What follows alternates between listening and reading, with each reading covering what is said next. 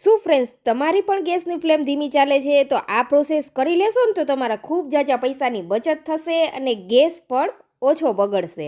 ઘણી વખત આપણે નવો ગેસ સ્ટવ લઈને ત્યારે પરફેક્ટ ચાલતો હોય છે અને પછી પરફેક્ટ નથી ચાલતો અને ધીમો થઈ જાય છે. તો ફ્રેન્ડ્સ, આ પ્રોસેસ જરૂરથી કરવી જોઈએ. તો ગેસના જેટલા બર્નર હોય ને લઈ લેવાના, તેને ગરમ પાણીમાં ડુબાડી દેવાના, તેની ઉપર લીંબુનો રસ ઉમેરી દેવાનો, સાથે છોતરા પણ ઉમેરી દેશું અને આ રીતે 1 ચમચી તેની ઉપર આપણે ઉમેરી દેવાનું છે બેકિંગ સોડા અને 1 ઈનોનું પેકેટ ઉમેરી દેશું. એટલે ફ્રેન્ડ્સ, તમે જોશો કે જે બર્નર છે તેની અંદરથી આ રીતે બબલ્સ થવા લાગશે. એટલે જે કાંઈ કચરો બર્નરની અંદર જમા થઈ ગયો છે તે બધો છૂટવા લાગશે. આ રીતે તમે જોઈ શકો છો.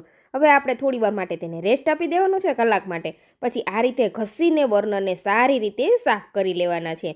જો વધારે મેલ હોય ને તો જે લોખંડનું સ્ક્રબર આવે છે તેનેથી ઘસી લેવાનું, અથવા તમે આ રીતે સ્ક્રબરથી પણ ઘસી શકો છો, જેથી બર્નર છે તે એકદમ નવા જેવા થઈ જશે અને કાણામાં જો કાંઈ કચરો ફસાઈ ગયો હોય તો તે સરસ એવો સાફ થઈ જશે.